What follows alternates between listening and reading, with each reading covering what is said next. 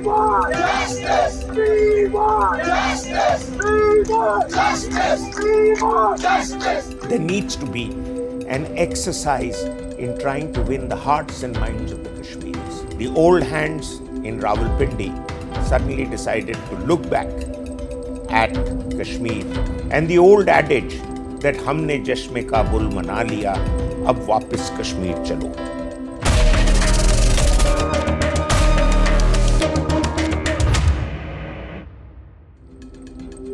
Despite a spate of measures initiated by the Modi government to bring normalcy to Jammu and Kashmir and to improve the economic state of play in the valley, suddenly there have been a spate of killings of Kashmiri Pandits and Hindus who were there as laborers or tradesmen or shopkeepers.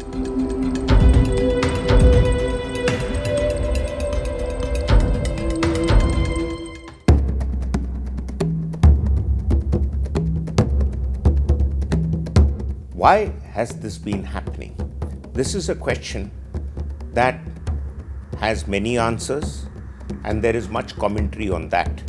But there is a need to understand that the killings are largely being initiated by Pakistan and the Pakistani deep state to show that they are back in the narrative in Jammu and Kashmir after 2 years, especially so after the abrogation of Article 370, when there was a belief that Kashmir was turning a new leaf because the old political agendas of the established political parties had been thrown out of the window.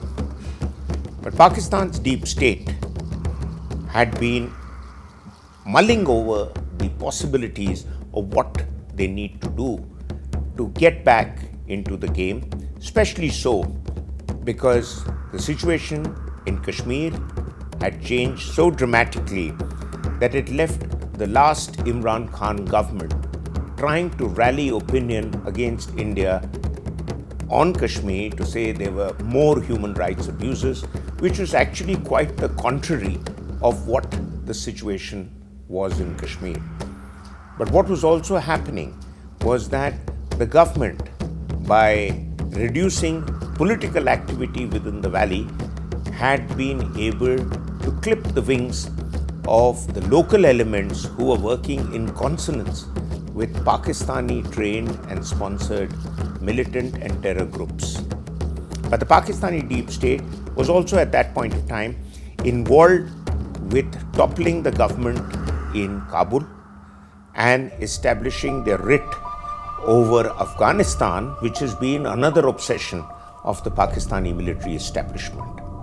Having done that, the old hands in Rawalpindi suddenly decided to look back at Kashmir and the old adage that हमने जश्न काबुल मना लिया अब वापस कश्मीर चलो. So what is it they were planning to do? They were planning to create upheaval in Kashmir, to show that the control and writ of the government of India didn't run as effectively in Kashmir as New Delhi had claimed. They were also wanting to create a complete demographic change in Kashmir as they had initiated in 1990 by then arguing that since Kashmir had no minority populations outside of Kashmiri Muslims, Kashmir actually should go to Pakistan. And therefore the Indian government's initiative of sending back Pandits and Hindus into Kashmir, into residential camps, into work, in projects, and even as laborers to create infrastructure in Kashmir, began to irk the Pakistanis and their supporters in the valley. Over 2,100 Kashmiri Pandits were lured into jobs back into the J&K government, and they moved there in the hope that eventually things would be back to normal. But as one acute observer has written to say that he was a Kashmiri Pandit, he left the valley 30 years ago, and even another 20-30 years down the line, the valley would not be the same for the Kashmiri Pandits to return to and get back to life that was there before 1990. Why? Because Pakistan would ensure that Kashmir of the pre-1990s would never ever be again the same, because Kashmir is the focal point for Pakistanis to rally behind in their anti-Indian obsession. So therefore, there were targeted killing of Pandits, there were targeted killing of shopkeepers, of bank employees, of laborers working on projects who were innocent people from Bihar and Rajasthan, who were trying to give the Kashmiris the much needed infrastructure in the form of roads and bridges and even construction of some buildings. And the Indian government was deluded and was following a pattern which only the least informed politicians think is possible to implement, which is to push the Kashmiri Pandits back into the valley and to show that they are back into the valley. So the picture that existed in Kashmir before 1990 had come to stay. But quite clearly, that is not going to be so, and the reasons are there for us to see.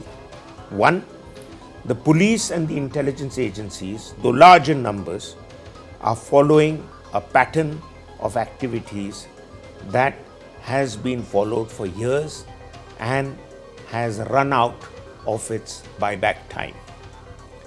It is a state of operational efficacy that has plateaued out.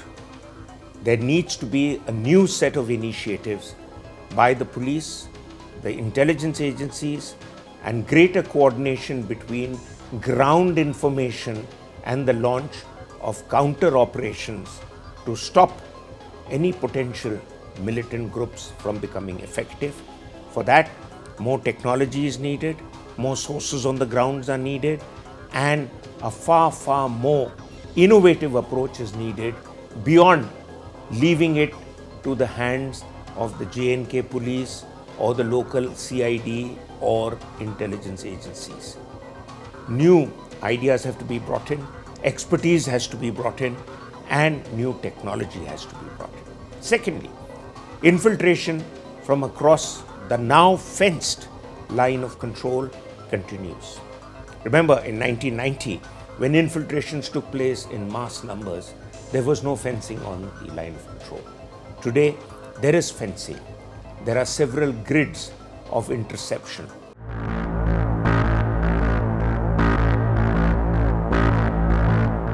Then why is infiltration still taking place? Where are the flaws? We need a more objective assessment to see that even the army is perhaps faltering in enforcing the writ of the Government of India and ensuring there are no infiltrators. Yes, there have been elements that have infiltrated into Kashmir over the years. They are lying low. They have integrated into society. They are operating as somebody might call sleeper cells. You have to identify them and you have to engage and eliminate them. But more than elimination, there needs to be an exercise in trying to win the hearts and minds of the Kashmiris. All the projects, by and large, that the Government of India is enforcing is to win back and give equal citizen-centric rights to groups that have been in Kashmir for decades but were ignored by their politicians. The refugees who came in from Pakistan and who had hoped they'd have a new life in Kashmir, they were still not given their rights as Kashmiris because local politicians found that this would upset their political equation and their vote banks. There were Gujars, there were Gurkhas, there were Valmiks who were brought in the 50s to do menial jobs as cleaners, and they were denied basic rights that Indian citizens enjoy everywhere, such as education, such as jobs in government departments. True, they are being absorbed, and the new government in Jammu and Kashmir is doing a lot of that. But the government needs to also address the aspirations of a youth that has grown up seeing 30 years of conflict and nothing else. What is being done to address their aspirations? You can't ignore a majority bloc, though it is hostile to New Delhi and the government of India, and continue to address a minority bloc in the hope of not just addressing their concerns, but also creating political vote banks. It needs to be understood that the Pandits who have been left outside the valley in camps which were badly administered, poor facilities were there, housing and tentage was of poor qualities, left there in the hope that one day all will be normal and they'll return to Kashmir. Those Pandits need to be given enclaves outside a violent valley. They need to be given residential areas where they feel secure to step out of their complex and go and do basic chores and shopping, do a basic job. Lots of areas exist in the districts around Jammu, even parts of Himachal.